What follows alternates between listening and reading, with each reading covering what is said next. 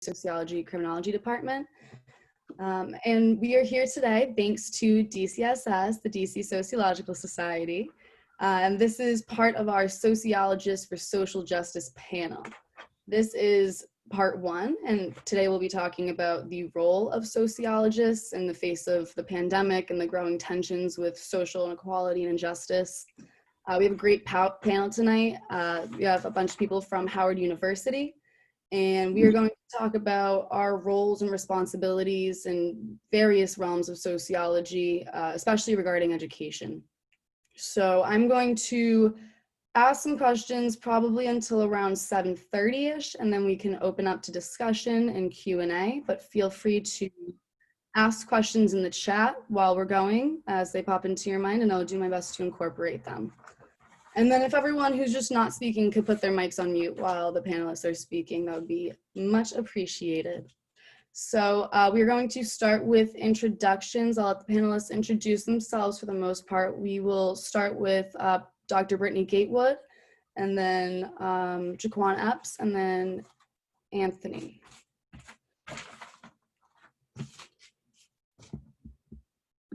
Hello, everyone. As Alex said, my name is Dr. Britany Gatewood.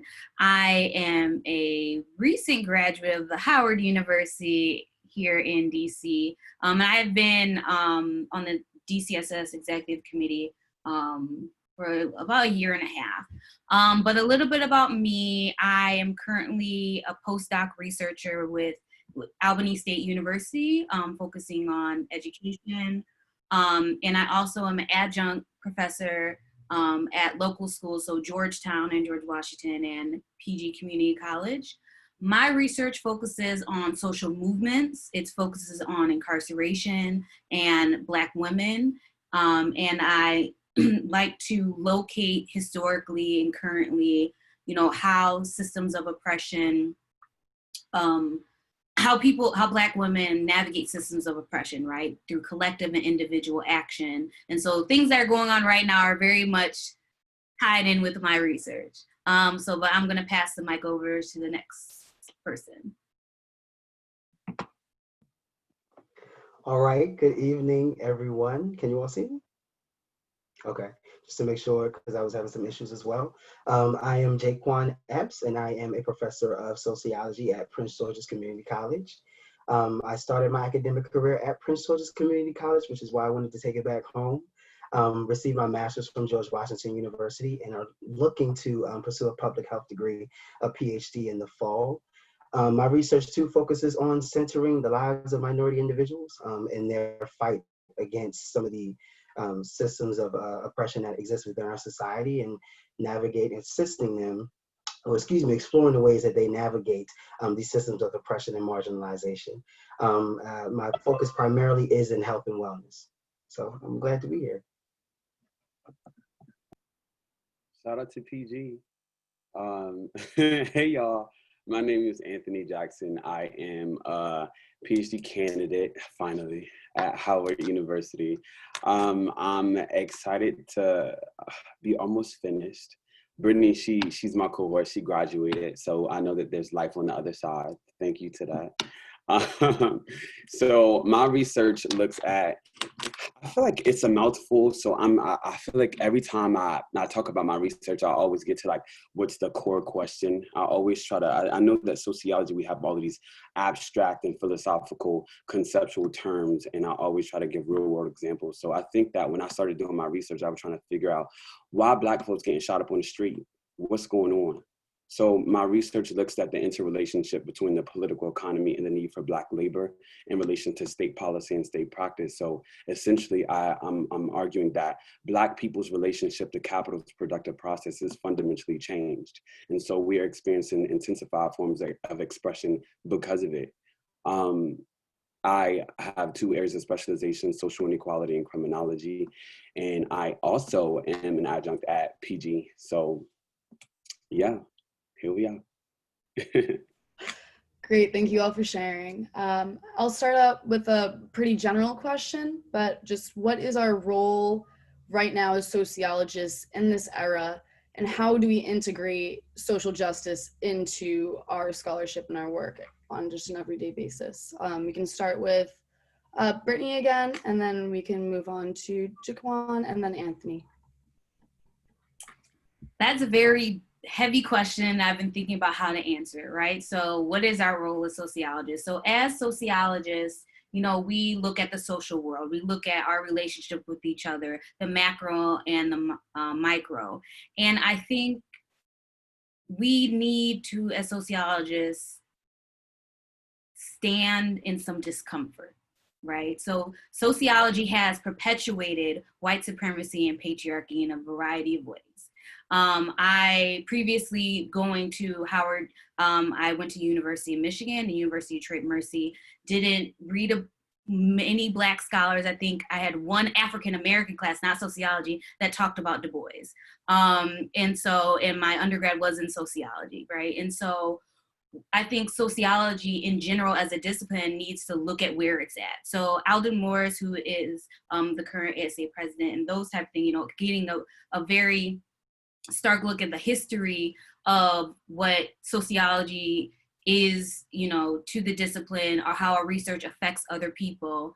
And I also think that as academics, especially people as professors, you know, integrating what's happening into your classroom, right? We like to think we're in the ivory towers. We are separate from what's going on outside, but our students aren't, right? We aren't, our social identities aren't. I leave class and I'm still a Black queer woman, right? My students leave class and they're still Black, Latinx, what have you, gender nonconforming, what have you. And so we can't just tell them to just like shake it off and let's not talk about it, right? We have these rigid, you know, syllabi. We need to talk about these things by this week. This week is this week is that, this week is that. But integrating what is happening in society, like we are living in a time of change. This is what sociology always wanted to do, right? We want to talk about what's happening. Let's talk about what's happening, right? Let's talk about these things. Let's be honest about what sociology has done and how it's perpetuated things and try to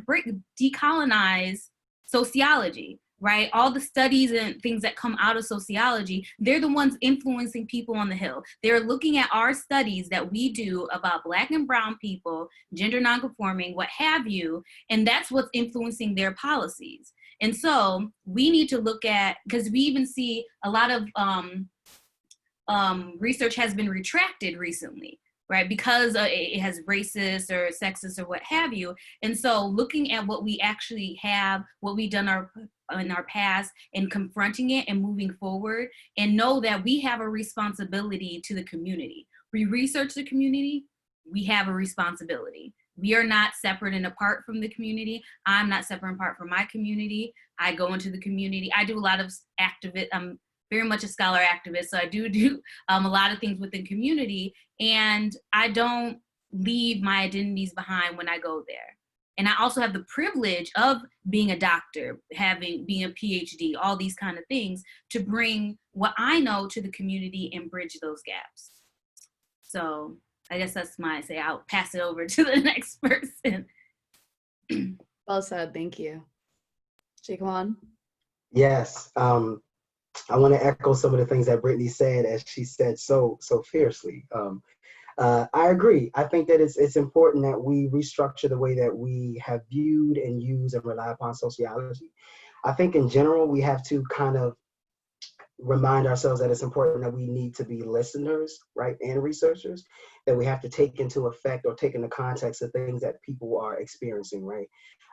That is the way that we can continue to analyze the systems of oppression and all of the various inequalities and problematic narratives that we see present today. I think that is the way for me personally that I continue to find nuance in research so that I'm not reproducing redundant ideologies or solutions, if you will, and attempting to create innovative and salient interventions or solutions, or remedies, if you will, to some of the circumstances that we see. I think to Brittany's energy, you know, we can't let off the gas. We're in a very, very, very tumultuous time now, and they are, as Brittany said, coming tenfold. And I think we have to push back as well. In terms of the way that we operate as sociologists, I think it's important that we do check-ins consistently and that we find ways to analyze our own biases and prejudice and judgments so that they are not influencing the work that we do or the work that we do in terms of engaging with other scholars or students alike. Again, being aware of your privilege, being aware of your power in relation to such is important in this conversation. I think it's also important that we as sociologists take somewhat of a nation building approach and collaborating with each other and not solely based in the research that we do and trying to find research partners, if you will, but departments across the board so that we are all presenting some type of unified or collective front and challenging some of the things that we see. I think in essence, we have to disrupt everything that we see and experience that is problematic, right? Unapologetically. I know for me as a young scholar, at times it's a bit difficult to do so. We may hear or see things that are problematic and we don't have the solution or the right way to explain the circumstance or situation or discuss why it's problematic. And I've gotten to the point where I don't have to know what the solution is. I don't have to know what the right word or right term is. I simply try to call it out, and I encourage us to do that continuously as well. So you got to be radical. It's time to, we got to shake some things up in regards to how we're going about being agents of change, if you will. So I'm going to pass it on. Yes, being agents of change. I love that. I guess short answer for me, I've been saying to my friends and family, as a resident sociologist in the room, the world is never going to be like it was. It's just not. And so when I think about what our role is right now in this era, we have to navigate this new terrain and lead society towards a future that ameliorates oppressive conditions for all working class people in this nation and abroad. We have a responsibility as sociologists by virtue of our training, the level of skill and understanding that we've developed from learning the science of society. We have to push them forward through our research, our teaching, our mentorship, our partnerships, like you said, with the communities and in our activism. We have to be critical and we have to be vigilant and we have to be analytical in our movements. We have to listen, like you said, and we have to grow and nurture the roots and engage in the communities from which we too, like Brittany said, are a part. This moment is isolating. It's disruptive. Polarizations between wealth and poverty are growing. Exploitation and oppression is intensifying. The attack on a worker is reaching unprecedented magnitudes. We have to enlighten. We have to develop a vision for the future and strategies to achieve it. So that's what we got to do. Absolutely. Agree. Thank you. And then I want to ask, Brittany, you just mentioned that you do a lot of scholar activism. So what is the role specifically of scholar activists and the importance of this role today? I think that most academics are scholar activists. And an activist is someone that wants to promote a change, whether it is an oppressive change, a forward-moving change. Everyone has some role in activism. It just depends on which way you're going with it. And so I think that like me personally, I think that there are systems in place for this individualism, this very much looking down on people that don't have an education or don't go to college. And so I feel as though my role is to reach out into the community and bring information that I know to people that do not have access to it. I think that I want to be able to have, anyone that's on the street to have as much information or access to it as me and know how to access it. And I think that especially within colleges and the ivory towers, like this paywall that we have where you have to pay $80 for an article, like why do you have to pay $80 for an article? That I mean, that is ridiculous to me, right? And so those type of things, like, you know, any research and people that are around me know, if I have the information, everyone has the information, right? That's how I roll. Like, if I know how to do something, everyone's gonna know how to do something, because I don't think that we'd be able to get further if we don't do things about it. And I personally do not separate any of my scholar activism from my scholarship. And so for me, I teach a social movements class. So I have pictures of me at protests. I have pictures that I have taken, like, that I have done. I also, like, one thing that I do, I have an org that's called Masks for Many. So we have been we donated over 1,500 reusable masks for vulnerable populations, right? And so those type of things that I do, I, you know, encourage my students to do. I let them know what I'm doing. Like, I don't, you know, a lot of professors go in and be like, I'm a professor, I have all this X, Y, and Z, but no, I'm a human being. These are things I do, and you can do them too. And also, one thing that I stress, especially with my students, is self-care. Self-care is a radical act, right? And so we do have to take care of ourselves in however ways that, you know, are productive and positive for our own minds in order to do this fight. Because being a social movement teacher, right, this is for the long run, right? The Black Lives Matter protests that happened, you know, over the summer, you know, they're dying down, they spiked. But what happens and why people just kind of peter out is because, you know, they might not see what's in it for them, right? It's not at the top of the news.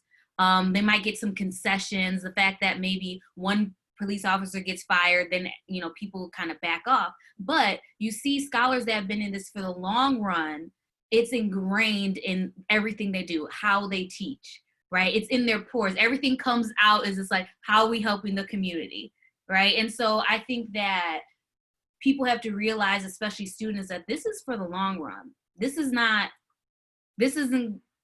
for 2 months, right? And so just because you're protesting, this stuff isn't gonna change. The systems are doing what the systems were built to do. And so you think hundreds of years is gonna be dismantled in 2 months. And so this is very much a long run. And so for me as a scholar activist, for me as a teacher, you know, implanting these seeds in my, you know, students, and keep doing it every single time, every single class I have, so that, you know, maybe I can push someone over here to the dark side with us. That's my goal every single time. Like, ooh, maybe I'll see some of them at a protest one time, right? I don't say go to them. I'm not encouraging anyone to do violence or anything like that. But if you happen to go to one, I'm not mad at it, right? And so I might give some extra credit. But I think there's a variety of ways to integrate it into your classroom. And I think that a lot of people are scared to do it. And because of outcomes, because they never did it, because that's not how they learned, right? If you didn't have activism, or if you didn't have community work in your classrooms, because a lot of professors don't go to school and learn how to teach, right? You just emulate what your teachers did. And so you need to be this new marker. You need to set an example and set it for the long run and be consistent and keep up the same energy. I've been in the same energy for a long time, so this has not changed. But I feel as I'm talking too much, so I will pass it over to the next person.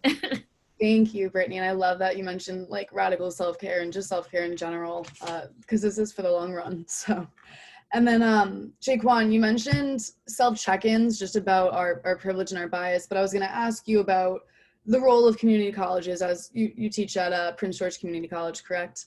And I was gonna ask about the role of community colleges, and then is there any way that we can incorporate these self-check-ins maybe into education or other settings? Yes, I'm excited about this question. Community colleges, unfortunately, at times have a negative stigma attached to them. Their 13th grade, students are not adequately prepared, or faculty are not, or faculty are unqualified, if you will, to teach these courses. But I have a different experience. I started at a community college, and I find that we operate in a sweet spot, right? Similar to the scholar activist mindset or space. We operate between the community and the academy, right? And it's a very, very powerful space to operate in. A lot of the issues that we are seeing, the circumstances that we are seeing, are meeting these individuals at their front door. So it's important that we are intentional about the things that we do in supporting these individuals. What I find is that the populations that I have come across in my classroom are just as thirsty for this knowledge and just as on 10, if you will, as Brittany is tonight. And so I think we as professors, or as professors in these classrooms, we have to be the most transparent person in the room and facilitating conversation to help them understand the processes that we have engaged in, to be aware of our own biases and our own prejudice and judgments and how they have negatively sometimes influenced the things that we pursue. Including them in your class is important. I require some of my students to take implicit bias tests and be mindful and be aware of those biases as they continue to influence how we interact with each other. I think it's also important that we as scholars in this world, or in this realm of activism, take the time to support the community itself, right? We have to make sure that we are bridging that gap and providing a space for those individuals to be a part of the academy in different ways, shapes, and forms. We don't have the barriers at community colleges in the way that four-year institutions do, and so I think we can go about using that position to provide knowledge. In relation to what Brittany said, I think it's important that we apply the knowledge that we've acquired, right? The research that we've engaged in, it cannot sit in ProQuest. It can't sit, it needs to have its legs. It needs to breathe. We have to find ways to apply it. And there's so many different things that we can do. Me personally, I'm a creative individual, so I like to allow my research to find its way in the music that I create, or the artwork that I create, or the films or things of that nature that I support. Magazines, creating organizations. There's various things that we can do to support the changes that need to happen, and the awareness. For me, as a scholar of community colleges, at a community college, it's important that my students are aware of exactly what's going on. So I require my students to literally engage with the world around them. So they're out taking photographs of various institutions, various things, and how they're related to some of the terms that we speak about in class. They're engaging with some of the individuals in the communities themselves. There's so many things that we can do to support the acquisition of knowledge. And I think that we as scholar activists have to hold the academy accountable as well, as that serves, or that institution at times ends up reproducing some of the problematic ideas, narratives, processes that we are in essence fighting. So I think it's important that we take all of those things into context as we are crafting our syllabi and making sure that minority lives are centered in the syllabi. Please center minority lives in the syllabi, right? And go from there. Absolutely. Thank you for sharing. Anthony, I was going to ask you about what is the role of students. You're a PhD candidate now, congratulations, but what is the role of students in social change and right now? Ooh, so being a student, we've all been here, and the demands on us are so obnoxious. But we navigate through them the best way that we can. And I think definitely being on a graduate level. So I've always been in sociology, and I've always been in the HBCU. So I've always been nurtured in the way of activism. And so when Brittany said we can't separate it from our scholarship, that it is so true. Like, that's literally who we are. That's who I've always been. But I think that as students, even being a PhD candidate, and being a professor at PG for some years, I've taught at Bowie and I've even done Howard. I'm always learning. And I think that it uplifts me, because, when you're in a battle, and you're in war, and you have to go through a field, and it's landmines and it's booby traps everywhere. You're careful about how you step. You're careful about how you guide your footsteps, because you don't want to blow up. You don't want your leg to be cut off. But if you had a map that showed you where everything was, then you can walk in power and confidence. Because when you know better, you do better. And so I always would like to think that I'm always going to be learning so that I can know better, so that I can move in wisdom. And I think that that's so encouraging and it's so uplifting. And knowledge is not our own. Like Brittany said, like knowledge is not our own. When she knows, everybody knows, I received that because I was that person. Okay, I'm still that person, you know? So I just told her, like, you know, and I started off by saying, like, you know, I'm a candidate, and I know, like, from her achieving such great feats, and from being a part of the struggle that is also my own, I know that there's life on the other side. And still she's always growing and blossoming into such a beautiful scholar, as she always has been. And so I look to the people around me because a wise person seeks counsel. And as a student, no matter if you have your Ph.D. or MD or whatever you may have, it's always important to know that you're always going to be a student of life. And we always have to continue to push ourselves to learn and grow, because none of us are above reproach. Absolutely. Thank you. And then off that note, and Brittany, you've inspired me as well. It really is community is so important, I feel. But so Julie Anderson asked about change being for the long haul, and how, I think this would be a great question for you, Brittany. What do you do when you're feeling exhausted or struggling to be optimistic? So maybe a little bit more about the self-care and what kind of things are important that we make sure that we're doing. I think one of the detriments of how we've been socialized is that the teacher has to be perfect. The teacher has to be this upstanding role model that doesn't do anything wrong. I am very honest with my students all the time. And I do struggle with depression and anxiety. And I tell my students that up front, right? Because I'm human, right? So to have this perfect world and perfect image, I think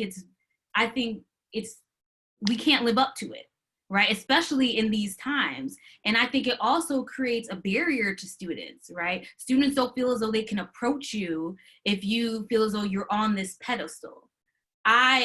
For me, I always have in all my classes, pretty much all my classes, a self-care assignment. That is an assignment. You get points for doing self-care, right? And I just did it with one of my classes at Georgetown, and just the responses are just like, no other professor does this, right? Some people said, I didn't even know I needed it. I needed to turn off my brain, right?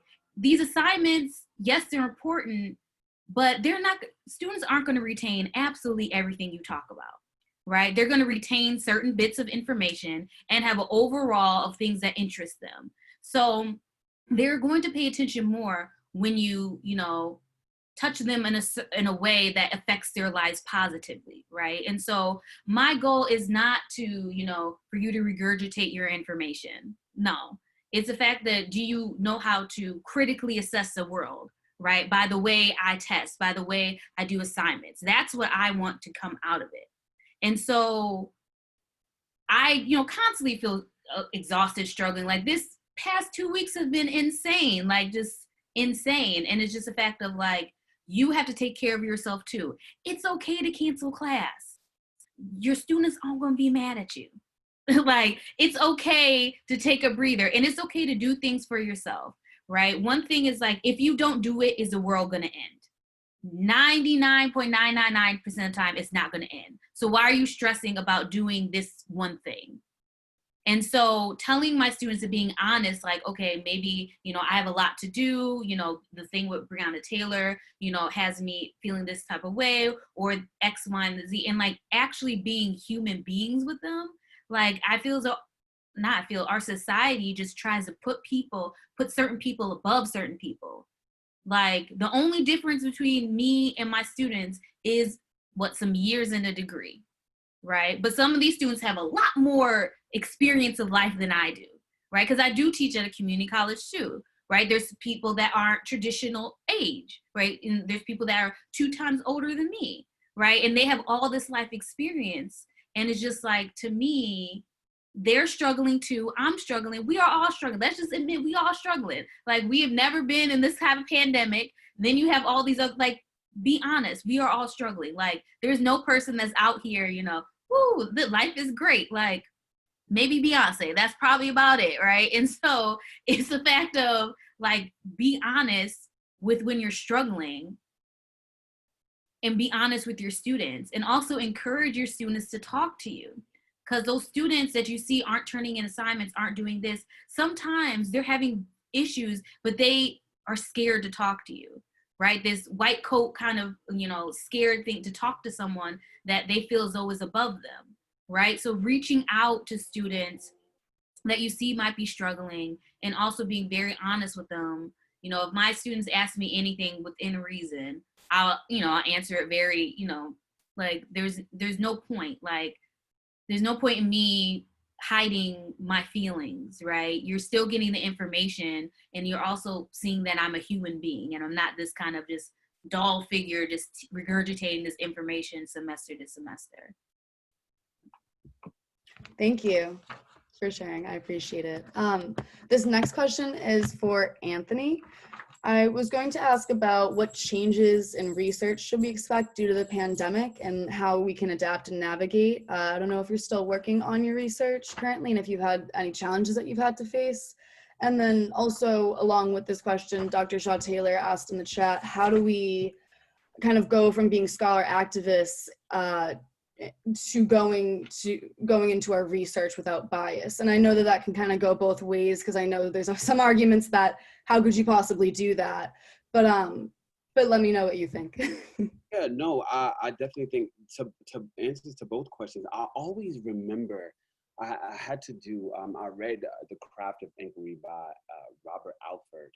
And he said a quote that it speaks to me, and every time I think about separating the two, or even when I think about the trajectory of research now and how it has to change based off of the conditions, I think about how he said, no work springs out of thin air. It's a historical product grounded in the intellectual traditions you have absorbed, in the theories of society you have learned, in the audiences from which you write. He says that it's important to understand that constructing an argument is an emotional as well as a cognitive process, a series of leaps of faith grounded in sheer speculation or sometimes hard evidence. And so when we consider who we are and how we put ourselves into the work that we do, we can't, qualitative research speaks about reflexivity. You talk about what your biases are up front and how they might impact the research that you do. So in terms of methodologically, how you account for that bias, that's a process that you can follow. But nonetheless, I don't believe myself to be, Weber's methodological approach to understanding society was Verstehen, and he thought that work was value neutral, devoid of political influences. And even I worked for GAO, the Government Accountability Office, and I was a research analyst, and the work that they do was supposed to be devoid of political influences, devoid of biases, and fundamentally, by nature of us being employed by an agency that is designed in such a way, we have to be conscious about how we are agents of the places that employ us. We can tell Sergeant Thomas that works in the inner city of Baltimore, it's racist to do this, it's racist to do that, and he can work on bridging the relationship between police and the community, and he can go in every Wednesday to play basketball with the kids in the community. But by virtue of how their agencies write and get their money based off of meeting quotas, if you have a quota to meet and you have to lock up a certain amount of people by a certain time, then by virtue of you being an agent of the state, that's exactly what you're going to do. Sergeant Thomas could be Miss Frances' best friend, and Miss Frances during the civil rights movement could come in and work with Sergeant Thomas and his wife and take care of the kids. But with Miss Frances decide she wants to protest an all-white diner, and Sergeant Thomas has to go in and get Miss Frances out. The law says that she can't be in here. So no matter how amicable our relationships are, if you are an agent of the state, then by virtue of that, you're going to carry out state agenda. And so we have to be cognizant of that. And as researchers, in this moment in particular, there's so much exploitation and oppression that's happening, as it has been. And the intensification, we all feel it. We are increasingly being alienated from the things that we produce, and we are being separated from nature. I just recently read about earthing, literally just going outside with your shoes and socks off to put your feet in the ground, because that's how separated we are. Do you know in some states it's illegal to collect your rainwater? So when we talk about alienation and these concepts and what they mean in the real world, they have real world ramifications. It is illegal to collect your rainwater. So when we talk about the nature of the research that we do, we have to question, well, why? You can have no shoes on your feet, nothing but the shirt on your back, no house or home to go to, and be on the street. You can go into the woods and get sticks, sit on the ground and try to make a beat. Take a hat that you might have found in a trash can, put it in front of you, and try to get money so that you can get some lunch. And a police officer can walk up to you in the state of New York and say, well, where's your permit to be a street performer? We are being alienated from what it means to provide for ourselves. So if we do not work through capital, then the state will come in and shut us down. That's not an opinion. That's the nature of society that we live in today. So when we talk about separating or understanding our biases and how they might impact our research, well, our research should be critical because of what our experiences are in this world. It's important that our research is critical. And like Brittany said, when we go into our classroom, when we tell our students, I think it's so, when we reach a certain level and when we've reached a certain level of education, we have defeated certain odds that some people just have not had the opportunity to. There are structural barriers that are in place that impede our upward mobility, socially, economically, and otherwise. Structural barriers. So when JaQuon said we had to center minorities, we have to. We have to. Some may argue that that's a part of bias, but is this nation not constructed in such a way that has us worrying about if I get pulled over, if I'm gonna get shot in the back, in the side, in the neck, if I do everything right. Everything right. What does that mean? Because you still could be a product of state violence. That's not an opinion. It doesn't matter if I have a Ph.D. candidate on the back of my car. I'm still a product or a person that has to experience the world just as well as the people or the things that I study. It's not apart from me. We're not apart from it. And that, I think that's what it is. What the traditional pedagogy and practice from the scholars, and we get a lot from their nurturing, but for us may have looked like, I'm gonna talk at you. I'm on this pedestal and you are here and you are not to question me.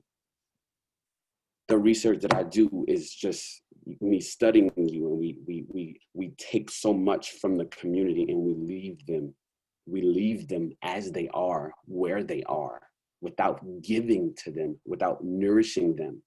Knowledge is not our own. The tools that we have developed over time to be able to move in these spaces are not our own. I tell my students, my job is not to spoon feed. It's not my job. I can take you to the river, but if you're not thirsty, you ain't gonna drink. So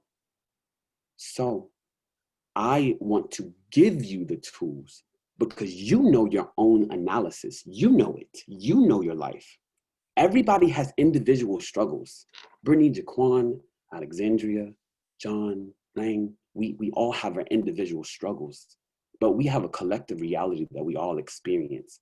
It's up to us as sociologists to navigate that collective reality and give people the tools to be able to speak truth to power for themselves, because that is transformative pedagogy. And I think that that's what we always have to do. And that should be the trajectory of the research. Absolutely, I agree. And then going off of, our responsibility to provide resources and tools, there's an election coming up. So I was just wondering about our JaQuon, if you could speak on our role as a professor and also as a sociologist, and what is our kind of responsibility there, especially when we're seeing a lot of like political apathy, and what kind of resources and tools should we be providing to our students, and what kind of influence should we be guiding them with? Okay, very, very complicated question, right? I think that on a broad scale, as sociologists and as professors, it's extremely important for us to speak about the importance of voting. There is a problematic idea surrounding the voting process, as if it's not going to have an impact. And these are things that we consistently hear now as professors in regards to some of the political travesties that have happened as of lately. But I think it's important that we still continue to encourage our students to vote, and have them look at voting not solely at the macro level or on a macro scale. A lot of individuals focus primarily on the presidential election, right, and completely forget about the local elections and the power that's there as well. And so what I attempt to do is situate my discussion of voting in a local level, or on a local level in essence, so that they're aware that the institutions and the structures that surround them, the processes that exist surrounding them, the hindrances that they face, the structure of their actual streets, and lighting and all these fixtures, all these various things are manifestations of the political process, and it's important that they partake in it. I even encourage some of my students to be a part of the voting process and be voting judges. I myself, I am a voting judge, and I've been a voting judge since I was a senior in high school, dating myself. But I found out about it through a substitute teacher who we thought was eccentric at the time, very wild and high energy, but she spoke about it, and myself, I signed up. And being a part of that process, being in that room, being in that space, you actually see, hear, and experience all of the things that we speak about, all of the things that we talked about, the xenophobia, the racism, the issue, even down to the stickers that are given out, or that we are supposed to give out as voting judges. People have grievances with those because of the language under the problem with it having Spanish. But I voted in Spanish underneath, all of these various grievances that people have, and they want to, and yes, and they want to sit and engage in dialogue about how it's not right, and it's all of these various issues that we speak about. They manifest in that space, the political process, the idea of freedom, the idea of liberty, and how that manifests in people's visceral anger in this space, being problematized as a young chocolate boy, young chocolate man, who at one time had long locks, very long locks. And so being in that space, it allows you to see a lot. And I think for me personally, that is being on the ground, being in the space, I think is the best teacher in this regard. And I think it's important that we assist students in understanding how to analyze the political rhetoric that is being thrown around rather consistently, so that they can sift through some of the problematic narratives that they may not be realizing they're taking in, supporting, or reproducing, if you will. I think that is, for me, that is the first step in this regard. The political climate is quite it's quite challenging now, ladies. It's quite challenging, and I'm trying to find the language to be positive, but to echo some of the things that my colleagues have said. The bulldozing that some of us witnessed last night with the debate, I feel is going to influence the way that problematic narratives and research is going to come out, that is going to be essentially counter to the truth or counter to what we're trying to create or change. And it's quite alarming. But in regards to ensuring that the students have that knowledge, I think it needs to be incorporated within the course assignments as well, so that they become aware and they are intentional about understanding what this process is and its importance, so that instead of simply throwing it away because they're not familiar or because they feel like it's not going to have an impact, that they embrace it in a different way and seek to change it, right? Understand the things that are wrong. We hear your grievances, we hear your upsets, we hear the fact that you don't believe it's going to work or it has impact. Let's understand it. Let's figure out how we can change it and move forward. So the class conversation does not, or the class does not only serve as a safe space for conversation, but a space for strategizing as well. And so I think that's the best way we can tackle this issue. Yes, absolutely. Thank you so much. Can I add something? Yeah, go ahead. So I'm going to add this especially to what, especially what to, that was my mother, especially what to Anthony was saying, about how, in the question about how to convert researchers to activists without bias. One thing sociology needs to do, and to be honest and upfront, we need to take to task white sociologists. White sociologists and our notion that they are the standard. So as a Black scholar, if I do research about Black people, I'm biased because I am too close to that population. But a white person can do research about Black people and it's seen as not biased, right? And I think that we have to be honest that we, especially most PWIs, even HBCUs, you learn, the things that you learn are from a colonial, are from a white supremacist, and are from a patriarchal lens. So you are perpetuating that in everything that you do. Don't think that you're not, right? And so I think that we are, and there's all these books on how to be anti-racist, white fragility, all these things, and I don't believe in coddling white scholars. So it is also, white scholars tend to come to people of color to give us their emotional labor, right? We need diverse boards, we need this, that, and the third. It's just like, why don't you seek it out on your own? Why do I have to provide this for you? When you're continually perpetuating things, right? And this, cancel culture and all these things that we have that are going on, that white scholars are afraid to offend someone or afraid to ask questions. You need to start asking questions. Because you're not answering questions, you're perpetuating things that you probably shouldn't be perpetuating. And so I think that, everyone, especially if you do research about any people of color, Black people, gender not whatever, I don't like to say minority, but you also have to see, is your research from a deficit model? Are you automatically assuming the negative about this population, right? I do research a lot on children of incarcerated parents. All the research talk about how they're gonna go back into the system. 1% of the research talks about people that don't go back into the system. So overwhelmingly in these topics that we talk about race, we talk about social movements, we talk about incarceration, we talk about all these hot topic issues, all the scholarship that the editors want to publish and that people are writing about is how Black people are bad, right? This is what made them like this. And not about, okay, well, let's do the flip side, right? Because that's what sells.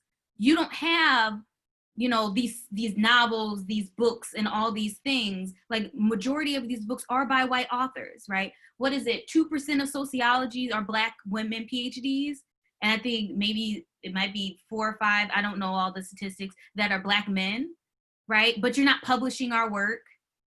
It might be seen as bias, right? And also being afraid to be called out. I'm not racist, I'm not this, that, and the third. You probably have racist tendencies. You probably grew up in a racist household, even if you don't want to admit it. And so the fact of the matter is, sociology has been putting a lot on recently on the Black sociologists, on these type of sociologists, but not taking to task people that have been in this field for decades that keep perpetuating this type of material. And then we aren't getting cited and aren't getting our works because we're not citing those people. I don't want to cite people that are talking about the deficit model of Black women. I don't want to cite people that are talking about, you know, Black people going to the system because of, you know, the culture and all this other stuff. I don't want to talk about that. Like, why does that have to be what we talk about? So if we took all the journals, even top journals that talk about anyone that is, you know, a quote unquote minority, it's all from a deficit model. Why is that? So what we put out there, sociology needs to critically look at what we're putting out there and who we're putting out there. If you're constantly putting the same white authors and not uplifting people of color, right? We have the experience. We can talk about first-person experiences. And it's just like, to me, coming to task that, you know, white is a standard and they're the gatekeepers of this information. And we look bad and it's negative when we try to break and decolonize what's happening because it's so ingrained in all of our education, every social institution. America was built on racism. America is built on slavery. America is built on the economic backs of Black and brown people. So anything I read, if you don't have that historical lens, then I don't want to read it. Right? Overlooking that and saying, oh, that was in the past. No, segregation just ended less than a century ago. Like it just happened. And so to kind of negate that and say, we need to move on and we need to do this, like, and not uplifting scholars of color and uplifting things they talk about, you're still perpetuating the cycle. So my thing is, especially within sociology, we need to decolonize sociology. Right? There's other narratives than what we have learned. There's a ton of other narratives what we have learned. And so why is this narrative, a colonial, patriarchal, white supremacist, you know, anti-queer model, what we hold our standard to?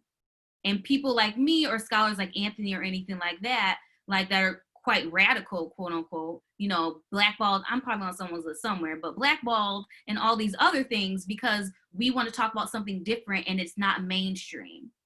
Right? And so I don't think that's fair. And I think that we need to hold our editors accountable, our publishers accountable, you know, other scholars and our colleagues accountable for what they perpetuate within their classrooms. So off the soapbox. Oh, thank you so much. Thank you so much. That was needed. I'm just gonna ask one more question to JaQuon and Anthony quickly before we'll open up to any discussion or Q&A at like 7:30, 7:33.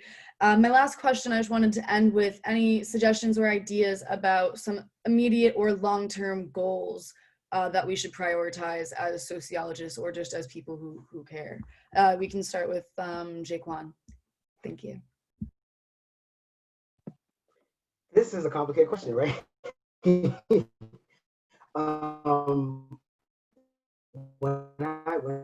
I think about long term.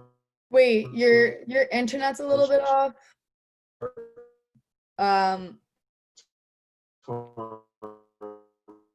Wait, JaQuon, I'm gonna switch it over to Anthony because your internet's a little wonky. Okay. Or does that work? Sorry. Did it We start? just couldn't hear you at all. Or Can you hear me now? Yeah. yes. Okay, go ahead. You can't. Can you see me? No. No. Can you see me now? We good? Yeah, you can try. Are we good? Okay, Yeah. I just wanted to make sure because okay, okay, excuse me. You know, that's one thing we gotta read. The digital divide is real, ladies and gentlemen. No, so in terms of a long-term goal, I think that what we're looking at is creating a counter system, right? What we're seeing is systemic racism, in its most extreme form. So I think that what we have to do is create a counter system that's going to challenge some of the things that we are experiencing and some of the things that we're seeing. I think we begin to do that by empowering those individuals that we are around to find their space in social activism or social advocacy, right? Everyone is not in the academy, but they need to be supported in pursuing social advocacy in their various spaces. I think oftentimes sometimes we trivialize other spaces in terms of the impact that they can have. But what we're seeing is it's not squarely housed in criminal justice or criminal studies, if you will. It permeates other aspects of our society, right? Education, health and wellness, all these various spaces. So it's important that we support these individuals in challenging specifically students and who may not be of the discipline, using the tools, as my colleagues said earlier, to kind of analyze the systems of oppression that exist within their respective spaces. I think it's also important that we do not trivialize the apprehension that some individuals feel in terms of supporting the movement. What I have seen is a lot of infighting in regards to who's more committed and who's here and who's doing what or what have you. And I think that is polarizing, of course, and it does not support the movement at all. I think that at best, if we're seeing individuals who are not quote unquote participating in this movement, if you will, encourage them and help them find creative spaces to do so. And so I think it's important that we provide spaces for conversation so that they can figure out where they lie in this fight. I also think that it's important that we take the time to establish a community of individuals to support us, right? It takes a village to raise a social activist. And so we have to establish those relationships with various individuals so that we can have an affirming circle of people so that we can pursue the changes that we want to pursue earnestly and unapologetically, yeah.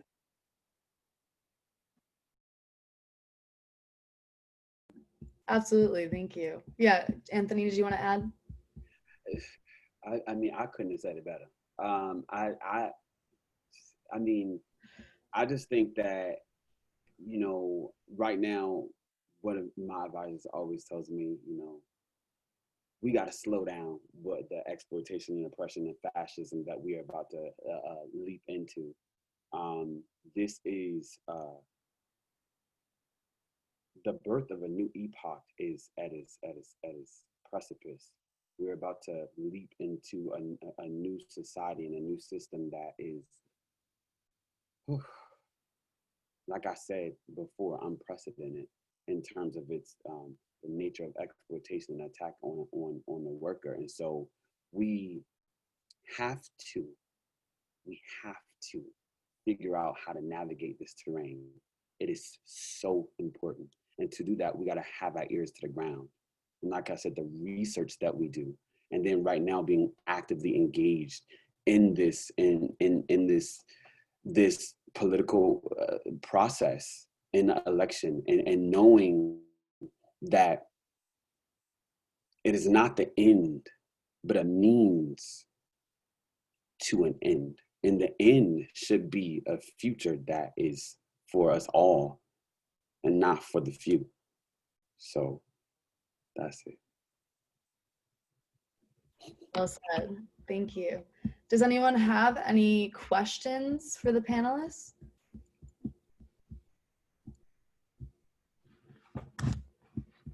I don't know if... I think there was a question from Danae. Oh, I thought that, okay.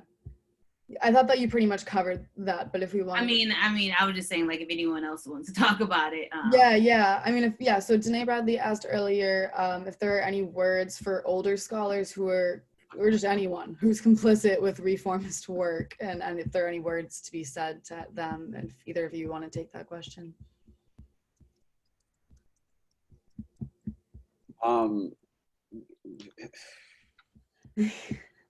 So what Brittany said to me, what Brittany said to all of us was very powerful. It was very powerful. And I think that we often do that. You know, even when we are talking about white folks, do you know Black folks still whisper, even if you at home and you say white people? That's literally what happens. I don't know. That's what happens. And I always wonder why. Why? Let me tell you something. Black folks have always understood trauma, and we are very resilient in all of the avenues of our life. And when we are provided with opportunity, we excel. And I think that when we enter into spaces, like I said before, I've always been at the HBCU. So I've always moved or felt comfortable with moving in my power. But when I start working at GAO, I was the only little Black kid that was there, you know? And I had experiences outside of what it means to be at a HBCU surrounded by so many Black intellects, and the Black experience is not one homogenous thing, but we're heterogeneous in terms of our identities, and we see the beauty in Black intellect, and we are all different, and we all grow, and we have different cultural expressions, but we're all the same, and that's empowering to me. So that's why I always thought it was important to be at a historically Black college or university. And so being in a space that did not look like me, because I'm 27 years old. I've never stopped school. So I'll be 28 in a whole PhD. I didn't play around. So I say that to say, and being in a space that was not a space that I have historically been in, and then navigating that climate to know what it would be like to be in a professional space. Even there, the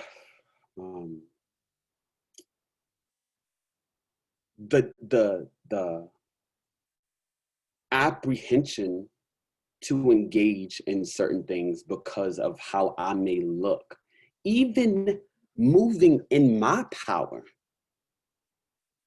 being cautious of how my power may offend or it may make others uncomfortable. I had to reconcile that within me, right? There, you know, I don't want to stay on this too much, but I will say that there was something that was very dramatic that happened, to the point where somebody put their finger in my face and told me not to do something. And you know what I did? I just stood there, because we all have it in our minds what we think we would do in a situation when we're faced with overt racism. Because, you know, we talk about Daniel Silver when we talk about critical race theory, colorblind racism, you know, that it doesn't exist, and it's how it does exist, but it's not overt in some respects as it was historically, but it's covert. But in that instance, it was very much overt, okay? And still, I stood there and I was in awe. So, you know, when Brittany said what she said, it struck me, because it's so true. And we have to continue to move in our power. And growth and comfortability are not good girlfriends. They're not sisters. They're not brothers. They don't sit at the same table, right? You know, at the lunch table in high school, you didn't sit at the table with somebody that you wasn't friends with. Growth and comfortability are not friends. When you are growing, there is a degree of discomfort you are going to feel because it is new, it is different. And like she said with activism, it can go in so many different ways. Because just like Trump said, stand by. And those activists don't look like the type of activists that I am. Do you feel what I'm saying to you? So we have to be very critical and we have to be confident about moving in power. And so I received what she said. And I always thought it was important. And now she just gave me the one up, like, yeah, go ahead, do what you got to do. You feel what I'm saying? And I just say that we have to continue to encourage each other, both old and new. You know, because when we talk about old scholars that are used to the traditional pedagogy where you have a PowerPoint, I don't even feel comfortable with the PowerPoint. Right? I don't, because I don't know how it is in other PhD programs, but the way that Howard is set up, there's so much intellectual rigor that you prepare so much that your impulse reaction, your impulse response is typically the right one, because we've trained, Yerk Dotson's law. People perform under moderate states of arousal. Well, when his law was challenged and they asked, well, what happens to EMTs and medics and doctors where they're always in heightened states of arousal? Well, they overlearn. They overlearn so that their impulse response would be the right one, right? And so we have, being scholar activists, being challenging normative structures and narrative has been ingrained in us. And so we move in that power in our scholarship, in an intellectual capacity, in all the areas in our lives. And we have to be the change that we want to see. So like I said, I received that. And we have to push the scholars that came before us, that are now to the side of us. And we have to push the scholars that are coming up with us to challenge all of these narratives, because that's the only way that we're going to grow.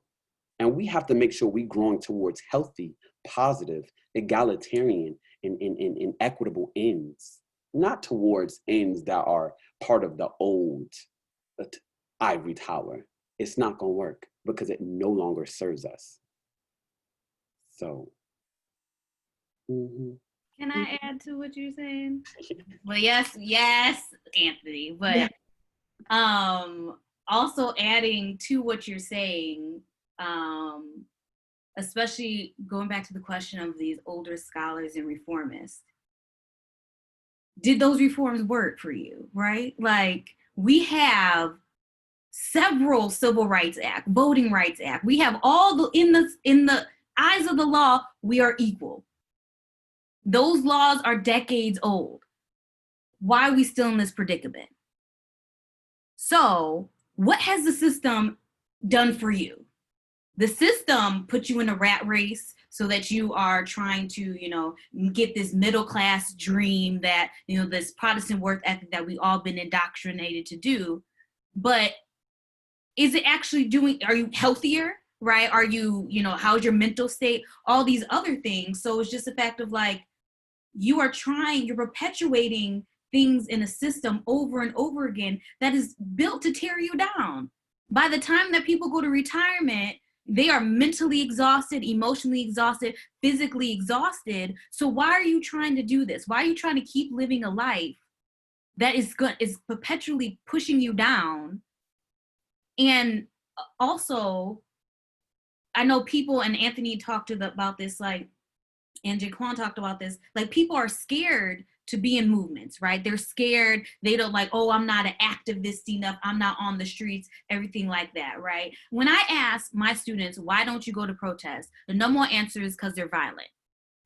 99% are not violent. It's what the media has showed you is violent, because we like to perpetuate this law and order and that these are rebel rousers and all these kind of things. So have a critical look at what we're actually seeing on TV and what you actually know what's happening. And also, you don't have to be out on the streets. If you look at any civil rights movement, any movement for Black lives, there's people at different levels.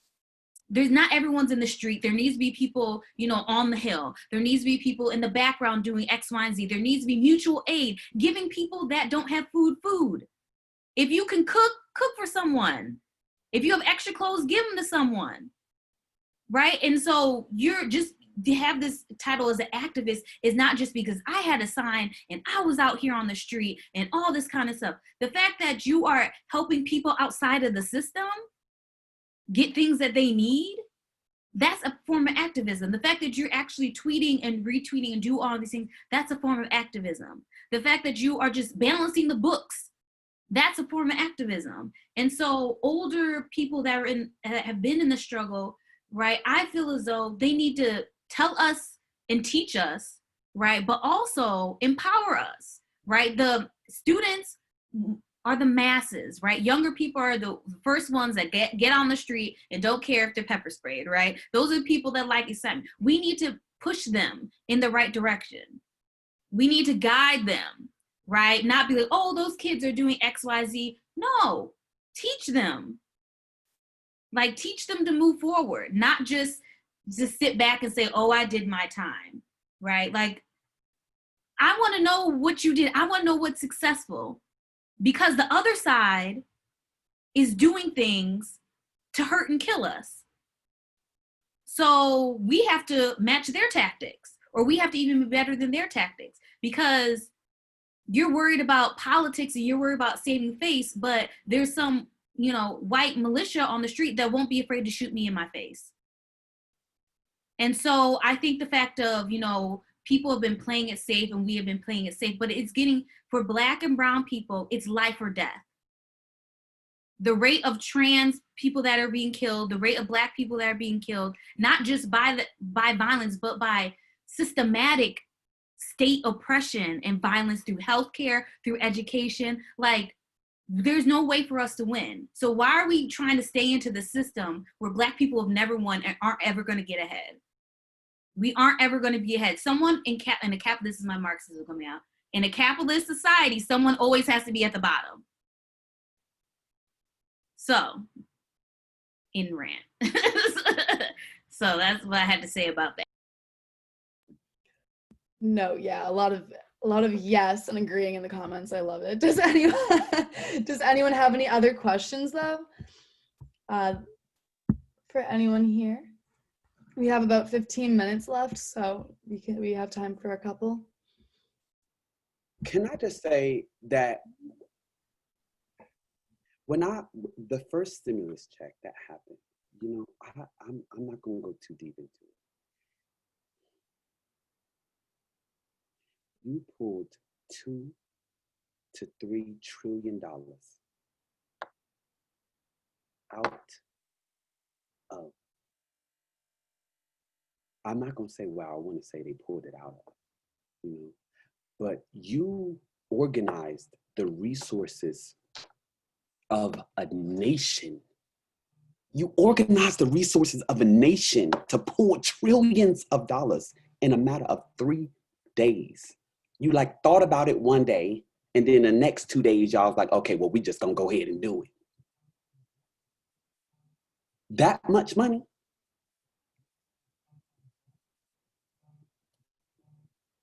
And Black folks have been asking for reparations for how long? For something you know that happened for not just a century, but centuries. But in 2 to 3 days, you pull trillions dollars out. So when I think about the institutional capabilities of the powers that exist, they have it to give, and they will when they want. But if it is not aligned with their interest, they won't.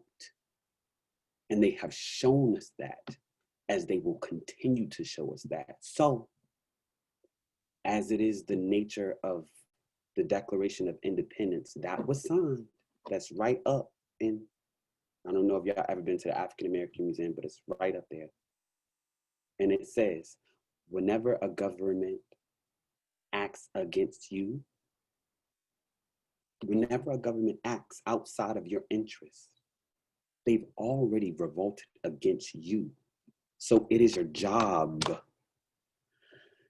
to do what you need to do to protect yourself and your peace.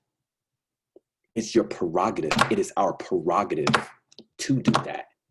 So yeah, we have to stimulate and we have to nurture minds to understand what is happening in this current moment so that we can go somewhere that is not like the places that we have been, but a new place that does not operate in the same parameters that it has been. It is imperative because we are dying. We are dying. Not just the working class experience is heterogeneous, and it's white, black, Puerto Rican, Haitian, Jamaican, so on. We all being exploited for our labor power. The intensification of exploitation is always happening. What the tax on the working class look like is mitigated based off of our identities. So you experience higher forms of oppression by being Black, by being a Black woman, which stands in direct opposition to ideological hegemonic narratives that are grounded in this country, white supremacy and patriarchy, white men being at the top and Black women being at the very bottom.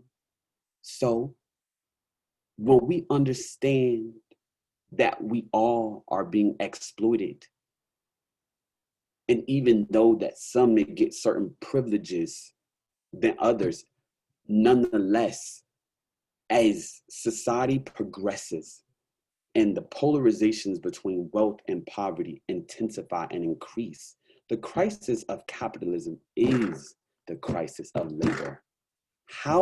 If I am a businessman and I want to figure out a way to maximize my profit, there's multiple ways to do that. There's multiple ways to maximize profit. I can outsource jobs. NAFTA, the North American Free Trade Agreement that opened up trade to Canada, Mexico, and other countries. So I can outsource jobs to other countries with lower occupational standards, so I ain't got to pay you nothing. I'm gonna pay them $2. So now you don't have a job because of that. Okay, well now the technology and the jobs that you used to be able to get, you can't get no more because now I'm not in that. You wanna get paid $15 an hour? Okay, I'll pay you $15 an hour. It was 20 of y'all working. Now it's 19. Because this one person is going to be operating all of these self-checkout aisles. But we're going to pay her $15 an hour. So the masses of people are being locked out of the labor market. Locked out. They're being locked out.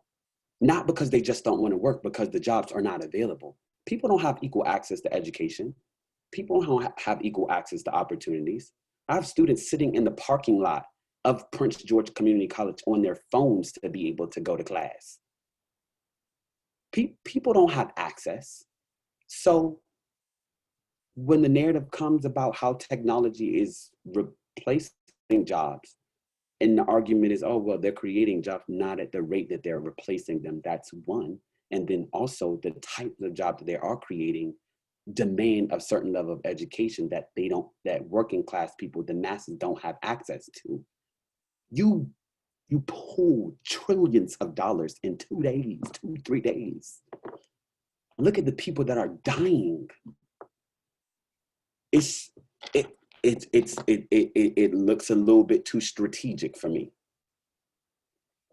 If we can figure out a system whereby we won't need labor to produce and we can still make a coin, we fought to be in schools. We fought. We literally fought. Black folks fought to be in schools. We fought. Now they said, well, stay home. and we go ahead and we gonna let you work. We might send you a computer. We might not. Assuming that you have a house for me to send it to. Assuming that you have a climate to be able to learn. What happens to the working class mother that send her kid to school and then goes to work and makes sure that she's home before her baby gets home? What happens to her when she can no longer go to work because they recognize that, oh, the kid at home by themselves? Well, what food are you gonna eat? How are you gonna eat if I don't work? When people say work hard, work hard, work hard, what work hard? Well, in the biblical sense, when you work hard so you can eat.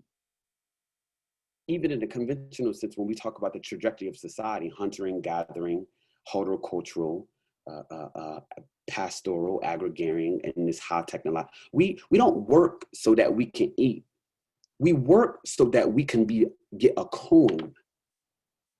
Because the coin determines if you have food to put in your mouth or not your hard work.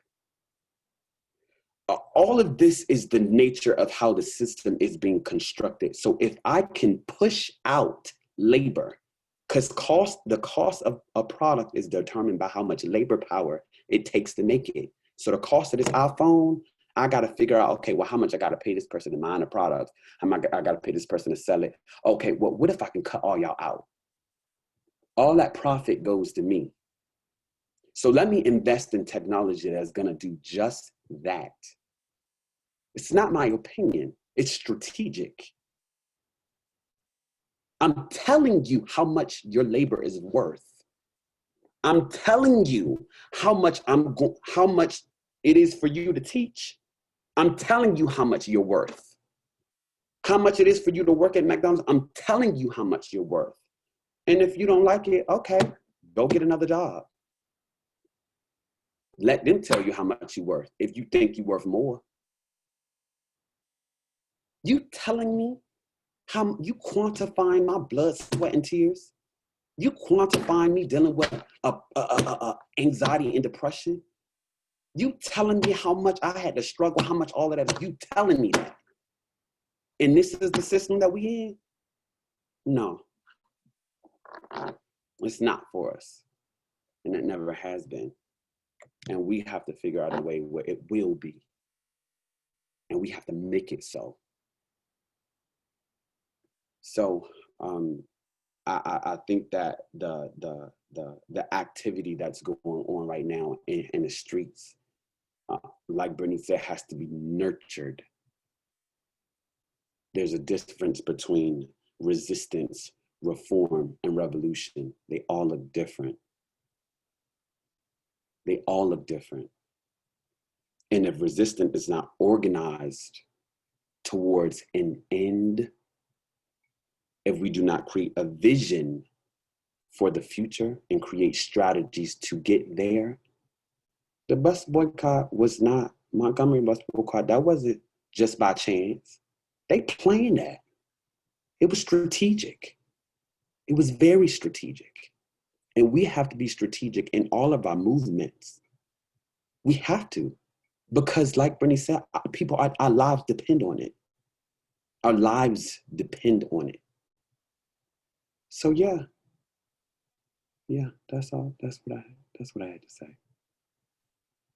Super well said. Thank you. We have just 4 minutes left. So just JaQuon or Brittany, if you have any final words or takeaways or ideas, if anyone has any final questions, we can wrap those up right now. Thank you all for coming and for being here. Thank you.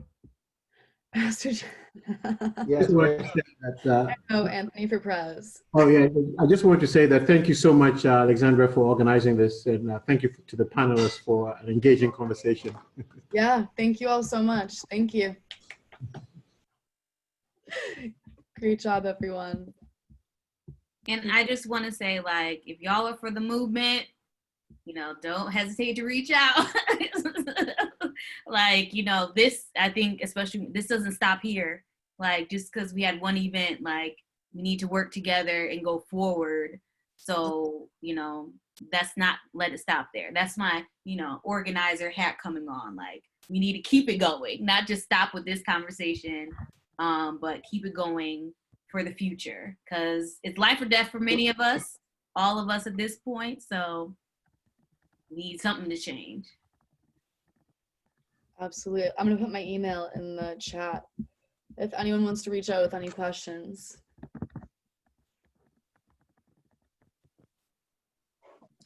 I mean, next up, we got to figure out what the next steps are. I mean, I feel that's a collective question, right? Because this is a very broad base, you know, broad leadership. So I feel as though we need to have a group conversation about this. So maybe that's another thing DCSS can do, right? Have another like we need steps. interdisciplinary discussion about next steps as well, you know, beyond just sociology. So we definitely should move towards organizing that and getting some interdisciplinary conversations going on. So we could throw out some ideas and brainstorm together. That would be a good idea for sure. So I'll definitely look into that. But thank you so much, everyone, for participating. I appreciate it. That was super inspirational and inspiring. Thank you. Thank you, everyone. Have a great night.